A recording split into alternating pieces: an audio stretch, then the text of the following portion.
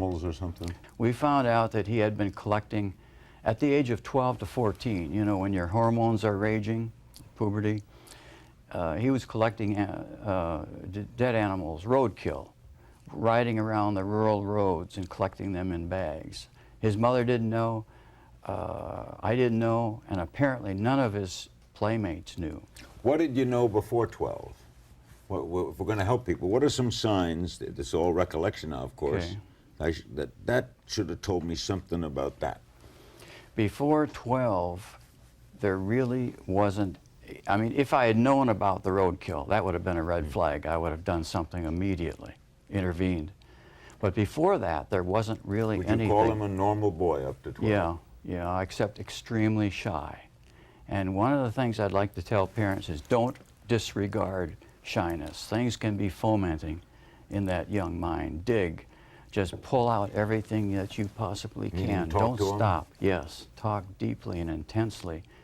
It'll come out, I think, eventually. Jeffrey Dahmer wasn't what he seemed to be. No sexual pleasure, but just it's hard to describe.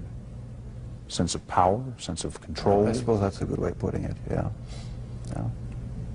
I can sort of see a fascination for, wanting to see or for looking at the insides of animals, say for the first time. After you did it one time, what more is to be gained by looking at another dog's inside, the second or the third? I don't know. It became a compulsion, and it switched from animals to... Ohio, where the news came on a couple hours earlier, called and had a hard time telling me why they wanted me to watch television. But I found out about it like everyone else. Within about a half an hour, he was on television. It's obvious that there has been a number of human specimens found within the apartment, and to a certain extent, they have been there sometime. What did your friend say? Do you remember the words? I remember the words, yes. It was very difficult. She simply said, Jeffrey's in trouble. And I said, what kind? And she said, bad trouble. Bad trouble. It was trouble so heinous no parent can ever imagine. A son who stood accused of mutilation, murder, and cannibalism. A son who admitted to every horrible thing being said about him. Severed heads in his freezer, body parts preserved in formaldehyde, a gallery of 17 victims, mostly from the inner city. Jeff was a victim of a compulsion, an obsession.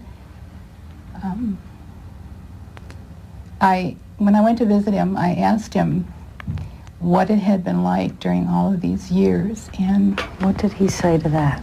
He said, I was so scared. I was scared every minute, and I tried to stop, and I couldn't. Joyce Dahmer, accompanied by a psychotherapist friend, agreed to speak out to Hard Copy about her son, about what she thinks society should do now with Jeffrey Dahmer, and about those hurtful headlines that seem to stereotype, and we still do blame mothers. Dr. Angela Brown Miller has studied the phenomenon of what happens to the parents of killers. She and Joyce are now planning a book to counter this one written by Jeff's father, in which he searches endlessly for clues to Jeff's obsession. Dr. Brown Miller says without further study, there just is no answer. We do not have an explanation for Jeff's behavior. In the absence of an explanation for anything, we get scared. We're afraid of unknowns. So we go for prefabricated answers, such as the parents and especially the moms. And this has been a ready-made answer. Mother, the monster maker, has been the easy way out of dealing with something we just can't explain. Joyce Dahmer talks to her son on the phone once a week. He is depressed, she says, but fills his time cleaning the prison gymnasium and writing letters on his new typewriter.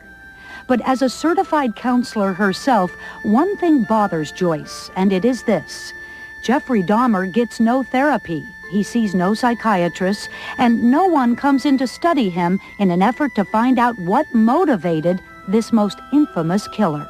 something needs to be learned from this. And I think Jeff is intelligent enough that if he gets some help, he might be able to help people. I'm not talking about that Jeff will ever be out of prison again.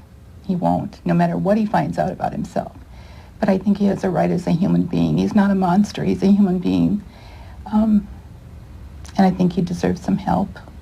Joyce was working as a counselor for AIDS patients when the news about Jeff broke. Her co-workers were all very supportive, she says. But then she got a new boss, and she realized her life had changed forever.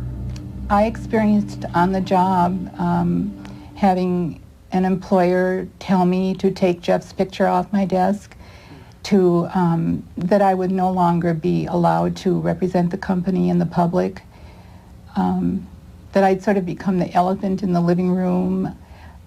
Just little kind of insidious kinds of things, and no matter how well prepared you might be, they do play on your emotions and how you feel about yourself. And so, not long ago, Jeffrey Dahmer's mother, under a cloud of her firstborn son's sins, tried to take her own life. She says the pain and the depression was just too much. Today, she thanks God that she was spared and has come to decide that with so many murders happening every day in America, there must be other parents out there who, like her, are just trying to find a way to cope. There's a murder happening every single day in our society. That means there are mothers and fathers, there are sisters and brothers, there are extended family. Jeff is an unusual situation.